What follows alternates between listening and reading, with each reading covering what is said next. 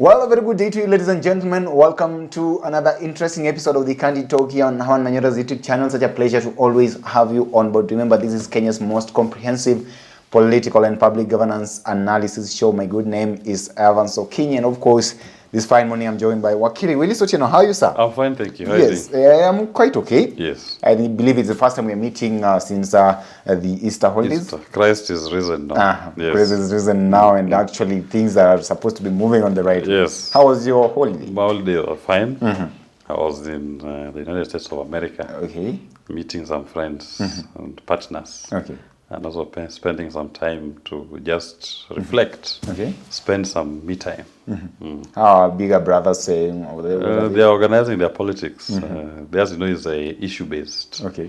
On the conservatism and the liberal agenda. Totally different from what we are witnessing within the country and across For ours, the Kenya Kwanza is serving as mediocrity in good measure.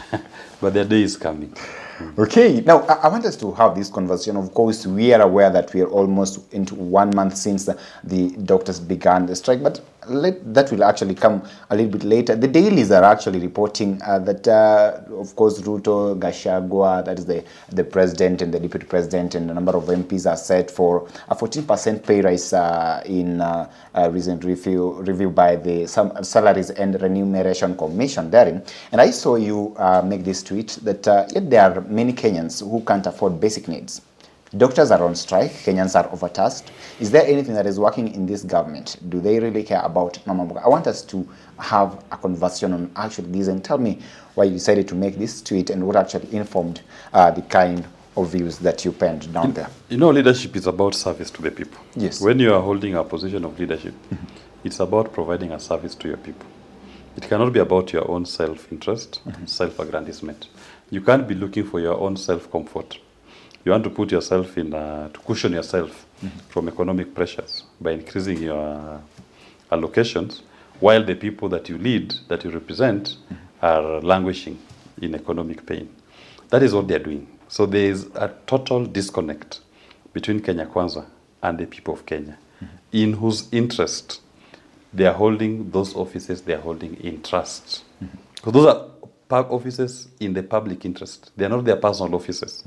If they are running their own private firms and enterprises, and they decide to increase their salaries even 100%, no one cares. They can do so. But this is public money. This is money collected from the common boda, from the common man who is working every day, toiling very hard to just even buy a bread or food for his family. That is the money they are talking about here. Don't think there is some special money that they're printing it elsewhere. No. Okay. This is money that someone has worked for and made a donation of his what he earned to government to be managed to his benefit and to particularly ensure his well-being. Yes. Now we are seeing Kenya Kwanza diverting this money to their own personal comfort, when the economic policy they're implementing is causing so much pain on the populace. Now that is why I say this is bullshit. You cannot lead people like that. This is a total disconnect. If the economy is bad and you are not able to address these challenges, the first thing you do if you are prudent is to become frugal in expenditure. Be frugal. What we witness amongst these people, there's no frugality. I happen to have been alive during Kibaki's time. Yes. Which was not so long ago. There was not a single minister in Kibaki's government who ran in town with a cheska. Not a single minister. From Uhuru's government, and now this one has been specialized, it's like you don't even know who is passing. Every minister, FCG, PS, parastatal heads, members of parliament from Kenya Kwanza, people have a minimum of 3 cheskas driving around town here. It is wee every day. You don't even know who is passing. But that is our money. Because those cheskas are fueled using our money. They are maintained using our money. The personnel who are in those cars are maintained by our money. Why don't you start by reducing it? Kibaki, when Uhuru was even finance minister, at some point he even said, no, we are going to use Passat, low CC rating. And ministers were forced to use Passat at low CC rating. This one, you're talking of Cheska, that all of them are fuel guzzlers. Minimum rating, 3,200. Others even go as high as almost 4,000. Fuel guzzlers. A car that runs in a day within Nairobi alone is you're spending over 10,000 fuel alone, over 20,000 fuel alone within the city. And that is the poor people's money that they collect. That poor teacher's money, you are deducting from her salary to give some fat cat here in Nairobi to go and cause traffic mayhem on our roads. So you're even taking our money to cause us pain. That is why I say there's a disconnect. If this economy is doing badly, as they say, or they don't have money, as they say, then what we need to be talking about is we must see it in their deeds. A frugal lifestyle. Okay. They are buying Gucci, Balenciaga. You see the kind of watches these people who are poor last year, but one, are buying. We know how much their salaries are. Someone in 1 year is wearing a watch worth 25 million. Someone in 1 year has acquired assets, land, over 10,000 acres of land in 1 year. And we know his salary. It only means that they are fleecing the people. And yet you are telling us we cannot afford to cushion the people. That is the disconnect, and we must call bullshit of Kenya Kwanza. This cannot continue. It means they are no longer serving the public, they are serving their own individual interests. Talking of frugality here in terms of our expenditure as a country, of course, the president, after keeping silent for almost a month or so on the doctors' strike and what is actually going on in the country, finally decided to speak. And they said that the doctors should actually accept the kind of offer that they're being given because we need to live within our means as a country.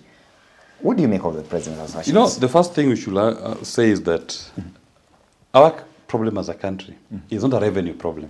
Okay. Our problem is an expenditure problem. That's the problem. And Kenya Kwanza has refused to accept that. When they tell you the economy is stable, they think it is stable for them to live large. But when it comes to applying resources to those who matter, like our doctors matter. These doctors, by the way, for your information, are not asking for a salary increment. They are not asking for increased allocations to the entitlement. That is something that was signed back in 2016, a CBA. What their salary was is already written there, signed and registered in court. Then, today you are saying we don't want to pay them what we committed to. In fact, what they are saying, we want to disobey the court order. In the ideal, a registered CBA, when it's being dishonored, they should even be held in contempt. So President Ruto is actually in contempt of court when he says they will not pay, honor that CBA that signed with the doctors. Government signed that CBA. Government is bound. And Nahumesha cannot tell us that she's not the one who signed the CBA. There is what we call state succession. The acts of the previous regime bind this one. Same government. You cannot claim the positives to you, but then the liabilities you reject. You must take the state wholesome, as you found it, with its contractual obligations and commitments. You must take it wholesome. Okay. Otherwise, start your own state. You cannot cherry pick what you are taking. So it is in the interest of the people of Kenya that they start by honoring that CBA, Okay. which was registered in court. It's binding on everybody. Pay the doctors whatever is their due. And you cannot go to the public and say, we don't have that kind of money. When last week you were wearing a crocodile belt worth 20 million, was that a priority? When you are seeing in your supplementary budget, you increase the allocation to the office of the spouse, to the deputy president, who is not even elected, to 700 million Kenya shillings. What service does she provide to Kenya that she deserves 700 million Kenya shillings? What service does the First Lady serve to Kenyans that she deserves a supplementary budget of almost $500 million? What service? Those should be taken care of under the State House budget. Aye. on their own, stand alone. We should not be giving people their personal comforts. Public office is not about your personal comfort to live a soft life. Because you had a life before you became a public officer, or before you assigned to that public office. Let them live within their means. This is not an opportunity for you to now burden the people. You should be dealing with the priorities of the people of Kenya. The doctors' strike and what they're asking of did not happen yesterday. The CBA was signed way back. Okay. Government was aware of that CBA. They should have planned for it to meet their commitments. Okay. And allocated money in time to the doctors and pay them. Then they can get into another discussion of discussing a new CBA. Okay. And agree on the terms of that new CBA. But you don't start by saying, I'll not honor the one. If you can't honor the one that you signed, then what is your word? There's something in law that we say, your word ought to be your bond. Like me, my word is my bond. And when a state speaks, whatever it says and commits to, that should be taken as a bank guarantee that will be honored. Come rain, come shine. Okay. You don't start saying when it matures, this promise or not. When it matures, no, I will not honor it. I don't have money. It's lack of prioritization. Okay. And then at the same time, you're forcing us to build some funny houses that look like shanties as the priority. Now, if you don't have doctors, what will happen? People are going to die. So these houses you are obsessed with, are they going to be housing dead people? Because you need people to be alive before you build for them houses. Otherwise, those shanty towns that are being constructed here, mega structures, will end up being occupied by dead people. Okay.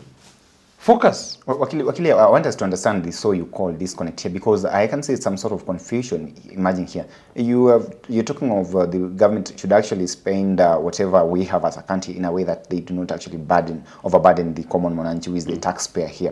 But then the government also they say that if we decide to implement this, if we decide to give the interns, the medical interns, whatever they are demanding of us, then we'll actually be burdening the common mwananchi, because this budget will all roll down back to the taxpayer there. Where do you get that is why I told you our problem is not a revenue problem. It's an expenditure problem. So you don't buy the idea that the revenue exists. That is why I'm telling you that revenue, they're using it to build affordable housing. That's an expenditure. Okay. And we are telling you can't prioritize the house before the doctor. The patient must be alive to live in that house.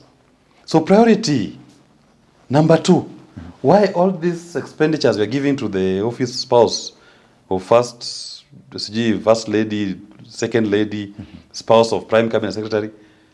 That's expenditure problem. Remove all that money, give it to the doctors. Why this cushion we are giving to members of parliament? Increasing their allowances. Remove it, give it to the doctors. So it's just a question of an expenditure, how to arrange the room. It's not a revenue problem, because we are not telling you that when you honor your CBA, that is a basis to go back to the people and ask them to raise their taxes. No. We are simply saying what the people have given you. Prioritize, and make the right to life the number 1 priority. That's the right to health. This contract that is being sought to be implemented, this CBA, it is not owned by the union. This is a CBA that the Kenya people, through their government and the union, signed. Honor it. When you're doing your budgeting, honor it. Look at what they're doing with fertilizer.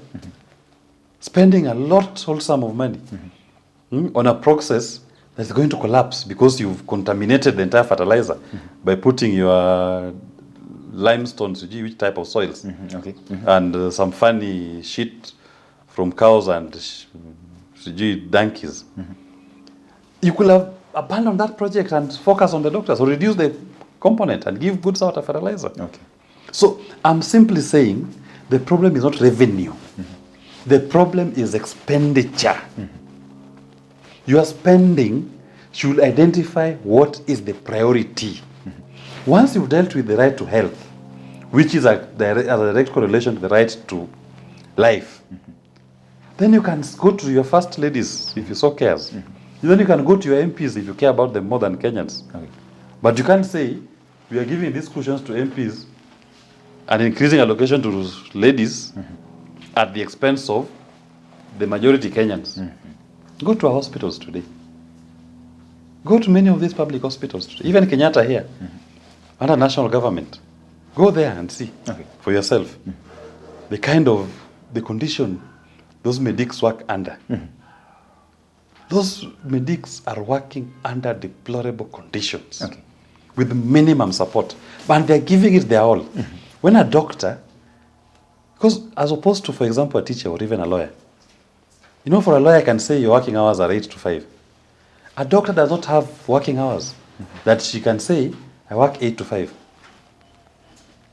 A patient does not have a right to choose that I will be sick from 8 to 5, then I go home, or my ailment disappears. A lawyer can tell a client that the courts work from 8 to 5, to 4. So that is when we can engage. We have that luxury. But doctors, their patients, the clients they serve, don't have that luxury. An emergency can come any time, any day, at any point, even in the night. And the doctor has a responsibility to respond. And they do respond. Okay. So you take away their risk allowances. What are you saying? Huh? Yet you are giving MPs funny allowances. Some of them are just stealing the tea in Nairobi, not traveling at car allowances. So let's be clear here.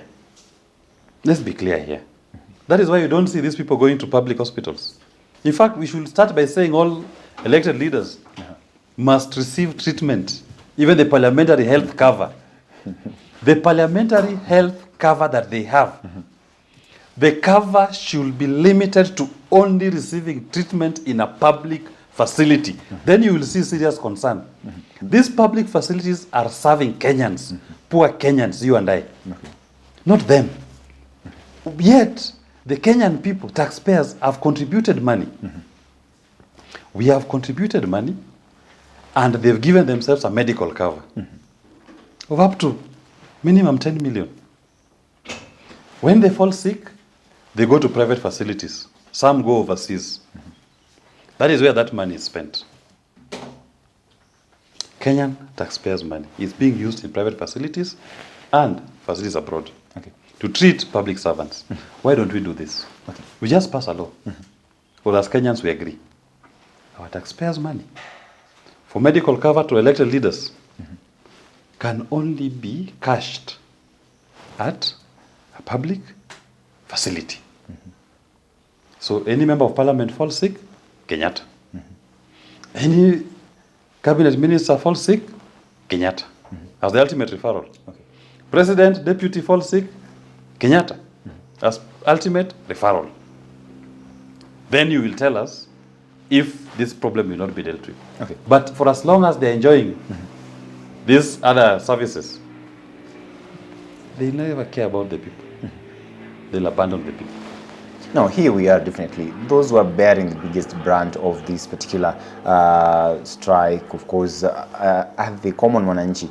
Our hospitals have been adversely affected by this strike. But then the government side have actually maintained their stance there. They're saying that what they can actually offer is the kind of offer that they already tabled and they're not about to change.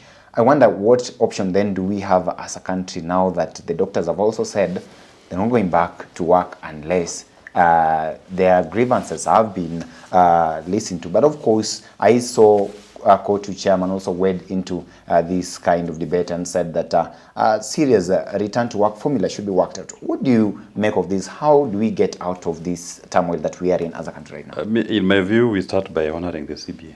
That's all. Isn't this going to get us back? No. If you can't honor your commitment that you made, why are we even discussing anything then? So now where is the guarantee you will honor this one? See, you start by honoring, then you say, let's now meet and review it. Okay. It will make sense. Because otherwise, where's your goodwill? Because we are here because of your lack of honoring your word. So you honor the CBA today. Then you call the parties to a meeting and say, this is our CBA. It was running for this period of time. Let it come to an end. Or let's open a new renegotiation. Review. Okay. Otherwise, if you cannot keep your word that you gave and you signed, where is this comfort of this your new word? Where should it be believed? Okay. Yeah, I'm just asking, why should it be believed? No one can believe that. So, as it is, in my view, painful as it is to Mwananchi, but the doctors also have a right. You're better off dealing with a doctor who is not serving you when himself is not comfortable. That's a greater risk. So it's onerous upon us Kenyans to put pressure for a settlement. In fact, Kenyans are the ones who should be demonstrating, not even doctors. Ultimately, on this doctor strike, the people who should be on the streets are not doctors. It should actually be Kenyans. Okay. If they really care about themselves. We should just be seeing doctors on the streets. We should be seeing Kenyans on the streets demanding for their Article 43 rights to health. What do you really think will take? What do you think will take actually government to actually bring this? When Kenyans take ownership, the people are suffering. Do you think they can be pushed towards that? The people who are feeling the pain, the ones who need to take ownership of the problem and force the government to apply their money, because what we are discussing here is not Ruto's money. We are discussing Kenyan people's money. The Kenyan people are the ones not getting the services. So when your money is being used to cushion an MP to get health services elsewhere, it's because the same Kenyan people's money. Yes. You Kenyan person, you are condemned to go to a hospital without a doctor. Let's be serious. The Kenyan should not wait for the doctor to be the one to push for his money to be applied towards his treatment. Okay. So the Kenyan people need to rise. These demonstrations should not be led by doctors. These demonstrations should now be led by Kenyans. And Kenyans, the time has come that we need to speak for ourselves. We need to call bullshit when it's being served on us. Okay. We cannot stay in the background when things are going haywire and we allow sectors to make it appear like this is a sectoral issue for the doctors. It's not. Well, Wakili here is saying that this is an issue that actually affects all of us Kenyans. Now, our big question is this. Do you think that the government has its priorities right when it comes to this? Because the president says that they do not have actually the kind of money that is being demanded for by the doctors. Do you believe them? Anyway, we hope that at least the doctors and the government will negotiate and come to a common conclusion so that our doctors actually return to work and we avoid the reckless loss of lives that we're witnessing across various hospitals in this country. Allow me to stop this conversation at this particular moment, but of course, stay tuned to some of our programs that will be coming up next year. Richard Mwenja, as well as Jadil Kabiro are always here, and they will also keep you updated with all that is taking place in the political world and in the governance sphere in this particular country. Till we have this conversation again, have yourself a lovely day. My name is Evans Okinyi.